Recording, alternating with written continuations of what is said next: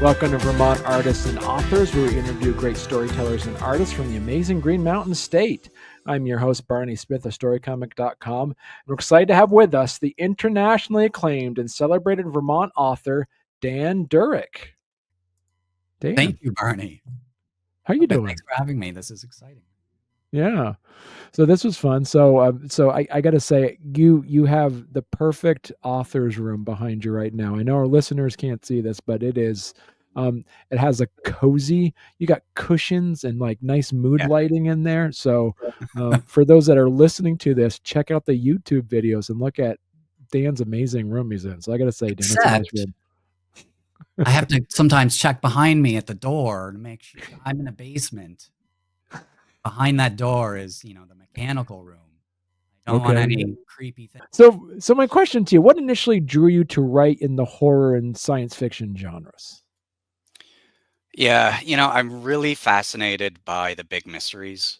And I feel like horror and sci-fi bring with it an opportunity to explore the unknown. Okay. And, being creeped out is kind of fun too, but when the mysteries that I'm going into, in especially the Bridgewater Collection, things like, are we alone in the universe? What is the human soul? What is this reality that we live in? Some scientists say it's a hologram. Some say it's a simulation. Some say the universe is infinite. And I feel like horror and sci-fi is just a really fun way to explore that. So are you writing this book? Who's your audience for this? Are you writing this book for you to kind of help discover questions that you want to answer? Or is this something that you want to ask questions that you want to explore with other people? Yeah, great question. These kinds of questions sort of haunt me, right? I studied philosophy in college. So this is just stuff I think about. And it's incredibly frustrating for me that I don't have the answers. So in a way, it's therapy of getting this thing out and trying to figure out what might be going on, right? But hopefully telling them in a way that's interesting to people, that people can have fun with. So it's a balance. And how would you define what does horror mean to you then? What does horror mean to me? Well, horror can be really incredibly personal, right? Because for me, what is terrifying isn't necessarily going to be frightening for someone else. The unspoken horror, things like, the yellow wallpaper, that's terrifying to me. Someone else is like, "Why is this yellow wallpaper? Like, lady, go out for a walk." But the things like, someone running around with a chainsaw, that doesn't really scare me. So, horror, it should creep you out. Should make you feel uneasy. For me and my stories, it's not blood and guts. There really is very little of that. I like Koji Suzuki as a writer. He's one of the writers I really enjoy. And he has this way of building this world that is very much like our own. You feel almost at home there, but there's something off. And it's enough to make you feel like, I don't want to live there. I don't like this. Right. Now, as an author, because I like interviewing authors from Vermont and stuff. So what is it about Vermont that kind of helps your creative juices flow? Great question. What is it about Vermont? I'm wearing my Billings farm. So I got one of those. Yeah. I use Vermont, right? And Tether is very Vermont. Like if you live in Williston, you're going to recognize some landmarks, or if you've traveled down Shelburne Road, if you've been to Lake Champlain, right? And in the Bridgewater Collection, it's Vermont in that you're going to recognize some names. Instead of Billings Farm, it's Billings Notch. It's more like I've taken Cambridge, Massachusetts, and plopped it into Bridgewater, Vermont, which is just a small town. And Vermont definitely allows for some exploration, because for me, it not being the big city, allows for more of the creepy crawlies in the darkness and the shadows. Dark Matter, as you mentioned too, because right now there's book 1, which is already out, Dark Matter. Book 2, The Mechanism of Collapse, as of this recording, will be out. Will be out this year. So for those that are watching this as an evergreen, you've probably already seen The Mechanism of Collapse. It's a Netflix movie, so you've already seen it. So, and book 3, it's basically going to be a 3-book series, correct? Well, the way I have it sketched, it could be 6. Okay. We'll see. Maybe I'm biting off more than I can chew, but. and so Dark Matter, his blends horror with some cosmic mysteries. So what kind of inspired you for that unique combination? Yeah, I wanted to explore this alien phenomena, right? When I was writing it, there were government officials coming forward and they were sitting in front of Congress and telling them about their experiences and what they know. And that's incredibly fascinating because I don't know what the truth is, but whatever it is, it's going to be profound, right? And so I wanted to explore that with the Dark Matter. So in that, it begins with a scientist who jumps to her death.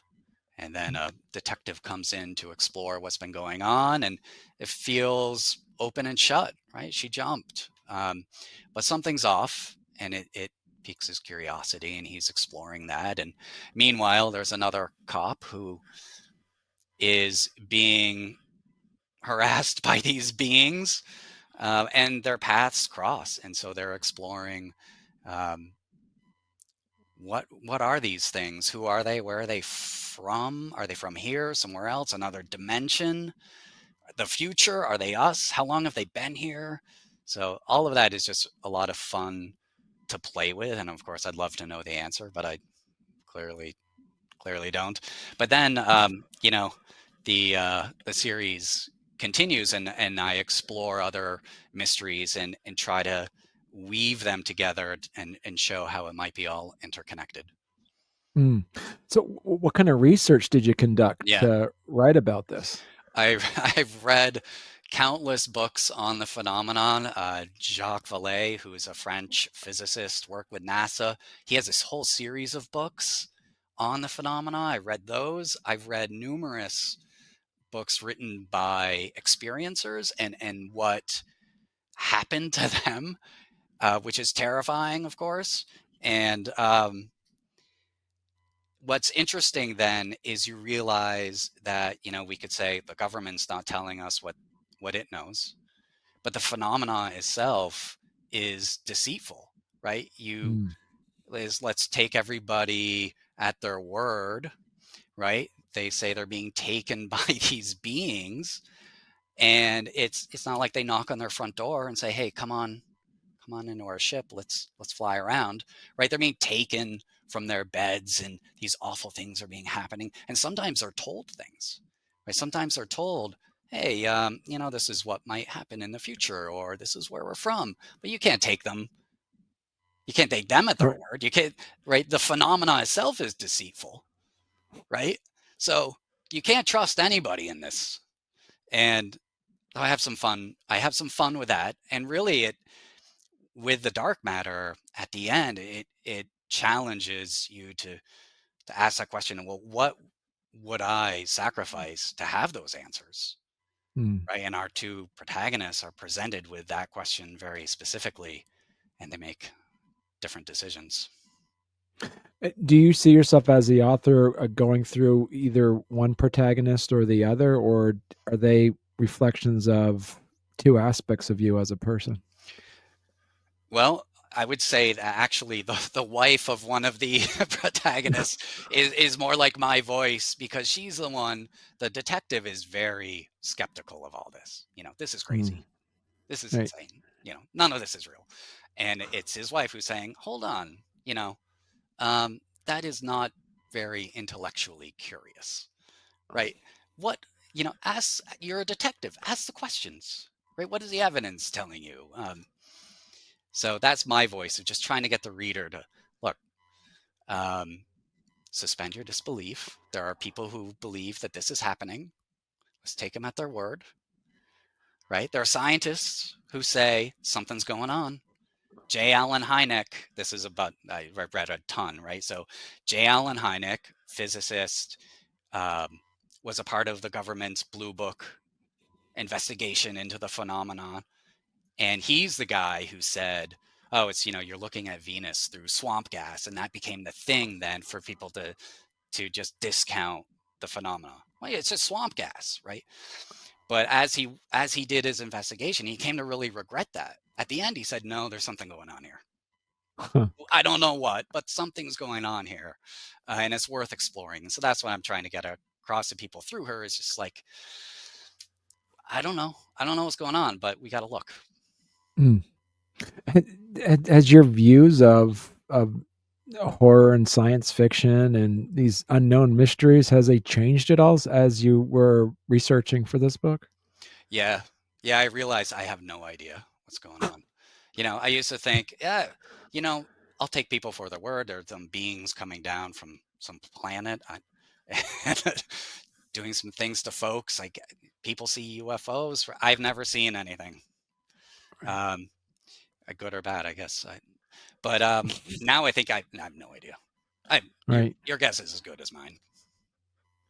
So how do you handle then, like, the portrayal of otherworldly beings and their interactions with humans in your stories then? That's a real ethical dilemma. I hope they forgive me, I guess.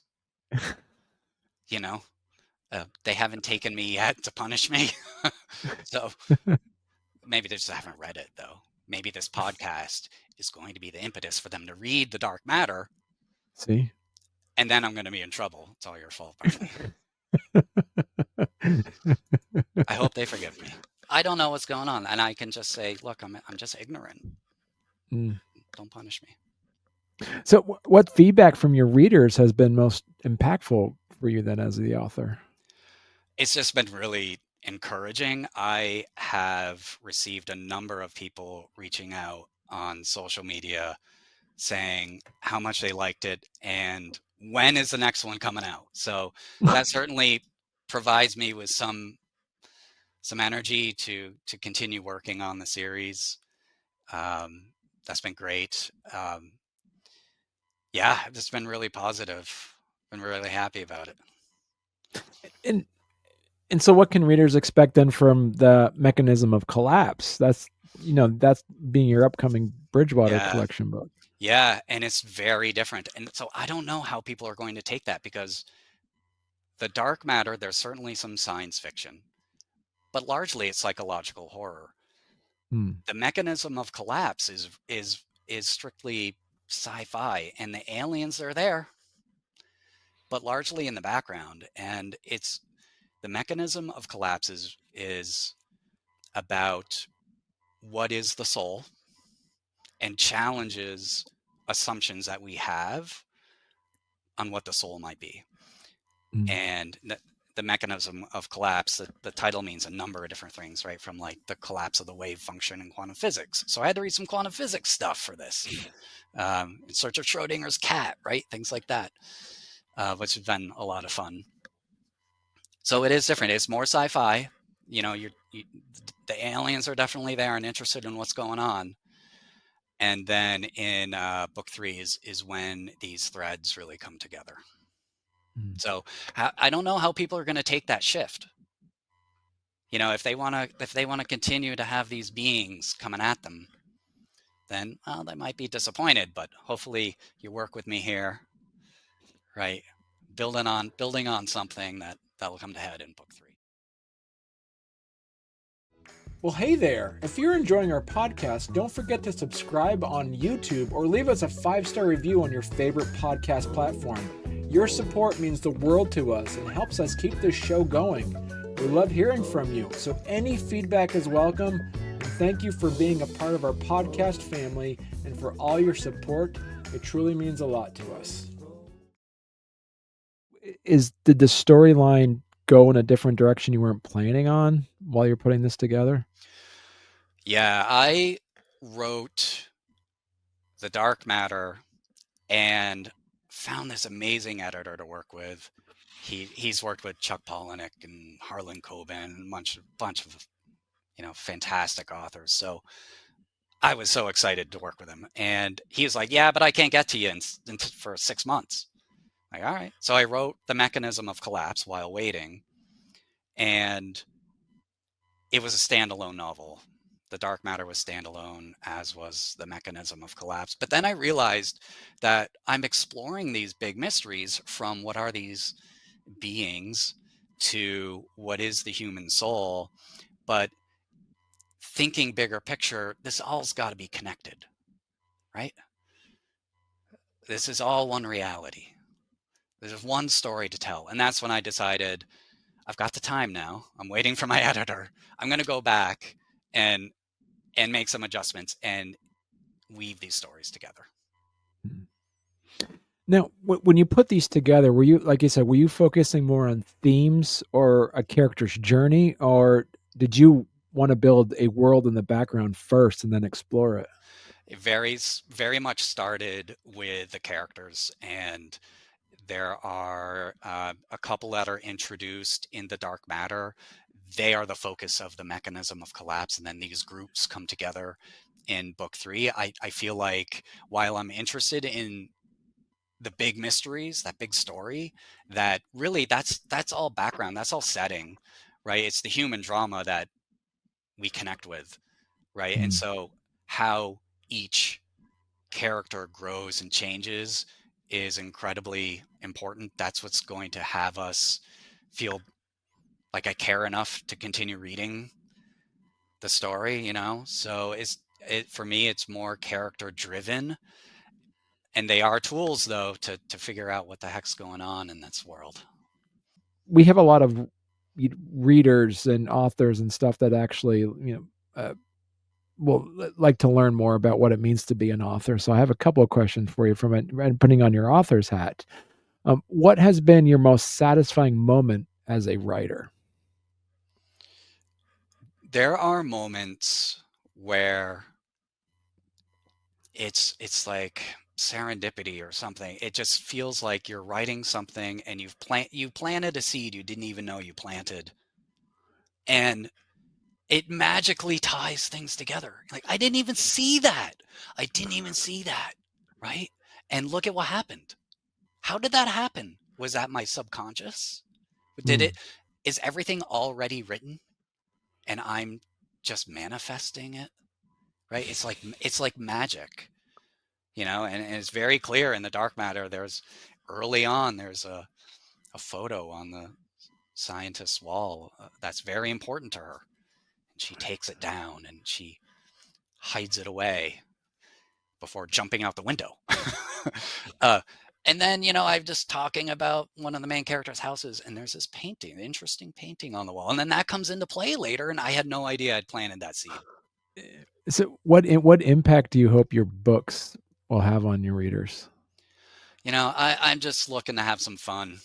I hope people read it and are entertained, and I hope they ask some questions. And if they were skeptical before about something, that they open their mind and they're just curious enough to start asking some questions and be open to people's experiences, right? Like I said, I haven't seen anything weird, but that doesn't mean there's nothing weird, right? So that would be great if it opens some minds.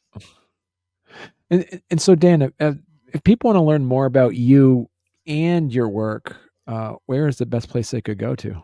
Yeah, my website, dandurick.com, has links to my books, and I try to keep that updated as I release things. I tend to be most active on Twitter, only because that's where I've had an account the longest. This is not a political statement.